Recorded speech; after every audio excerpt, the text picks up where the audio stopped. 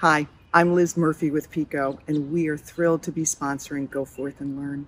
It's part of the Wawa Welcome America Festival. At PECO, we know that learning never stops, so we put our energy into learning and exploring with you all week long in the comfort and safety of your home. Please enjoy, and thank you. We're here in the recreated parlor that Thomas Jefferson used to write the Declaration of Independence in the summer of 1776. Jefferson had been to Philadelphia before 1776. Actually, his first trip had been 10 years before that, when he came to be inoculated for smallpox. When he was in the Continental Congress in 1775, he was here in Philadelphia. Now, Jefferson, who was from Virginia, was used to living on a fairly remote plantation, and the only city he really knew was the capital of Virginia, Williamsburg. And Williamsburg's population was much smaller than Philadelphia's. Philadelphia was almost 10 times bigger than Williamsburg. So you can imagine when Jefferson came to Philadelphia, it was pretty exciting for him. He did a lot of shopping, so he's a man close to my heart. And he took advantage of the libraries and scientific collections here in the city. And all of this was his experience in Philadelphia when he was here and when he was writing the Declaration of Independence. Now, the rooms that he rented during the summer of 1776 were actually in a house that was owned by Jacob and Maria Graff, and they had a small son. They lived in the house too. Jefferson rented 2 rooms on the second floor, and the Graffs lived on the first floor and the third floor. So it was pretty crowded because the house was fairly small. But Jefferson really wanted to be away from the hustle and bustle of the city of Philadelphia, where it was quiet, where he could study and write and read during the convention.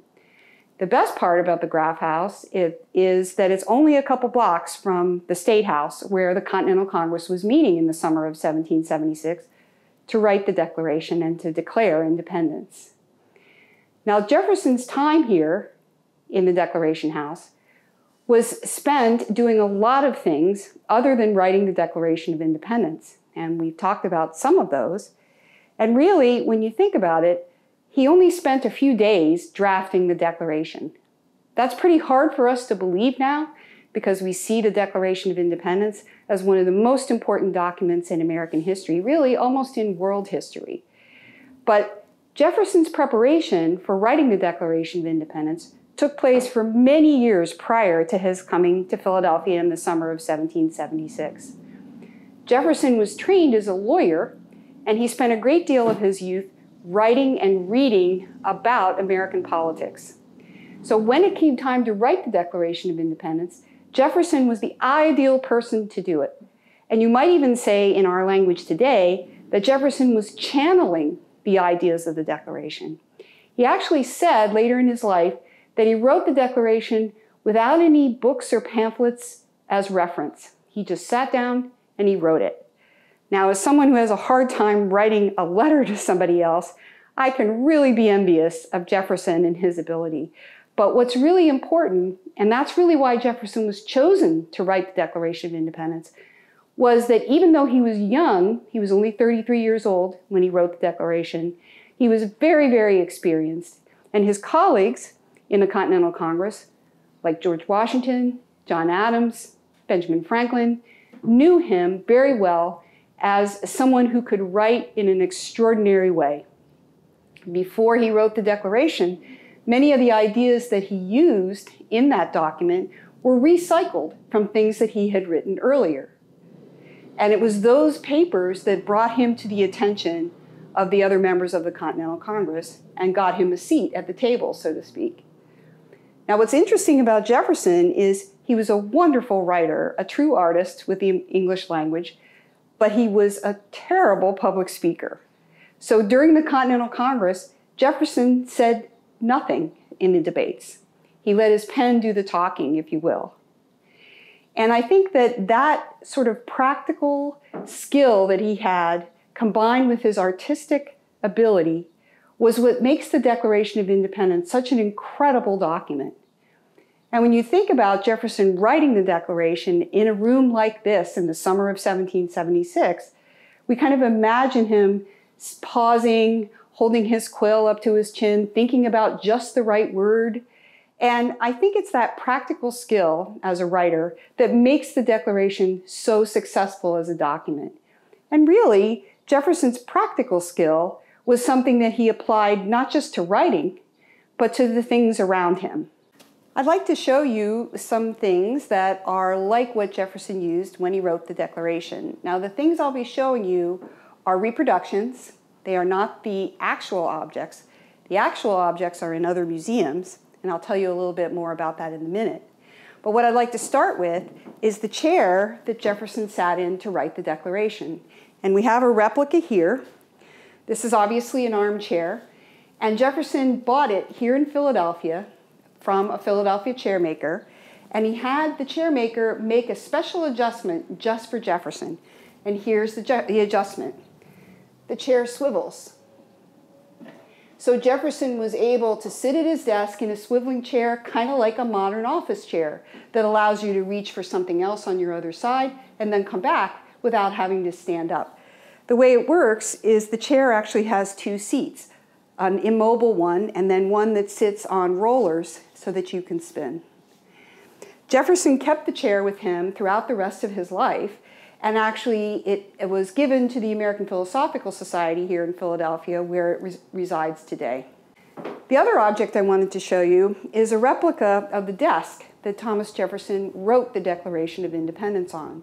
Now, the historic desk is at the Smithsonian. Jefferson's descendants gave it to them in 1880.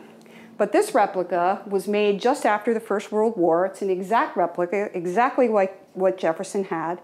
And Jefferson's goal in having this desk made, and it was also made in Philadelphia, was to have a compact traveling desk that he could keep with him always. He felt it was a real waste of time when he was riding in his carriage from one location to another. He wasn't doing any work, so he had the desk made. It's kind of like a laptop is today. And here's how it works. You'll see here in the front there's a little drawer. And inside the drawer are small compartments where he could keep an inkwell and quills and extra paper. It also has a lock on it, you might note that. And Jefferson wrote many times about how he kept his various drafts of the Declaration inside this desk, locking it at night when he went to sleep. To use it, you unfold it, and the desk can either be propped up so that you have an angle that you can work from at various heights.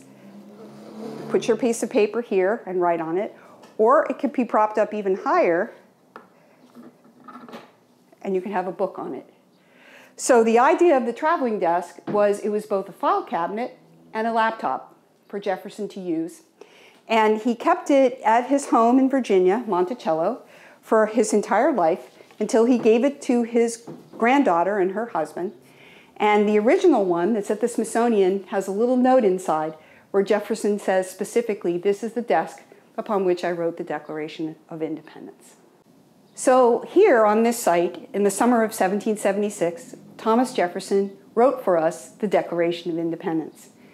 And it's important to think about the process of writing the Declaration as not just Jefferson, really. It was a group effort. His colleagues, Adams, Franklin, Livingston, and Sherman, certainly contributed to the draft. And then the rest of the Continental Congress made many, many changes to the document before it was completed. But I think what's most important to me about the Declaration of Independence in terms of thinking of it as a group project are the actual words that Jefferson uses throughout the document.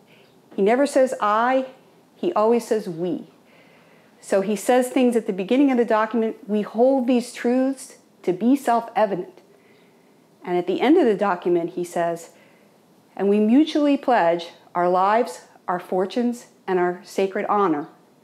And I think it's that group product channeled through one person, Thomas Jefferson, that has given us a document for the ages, a document that Americans look to for inspiration, that the rest of the world regards as the supreme expression of individual and collective rights for all humanity.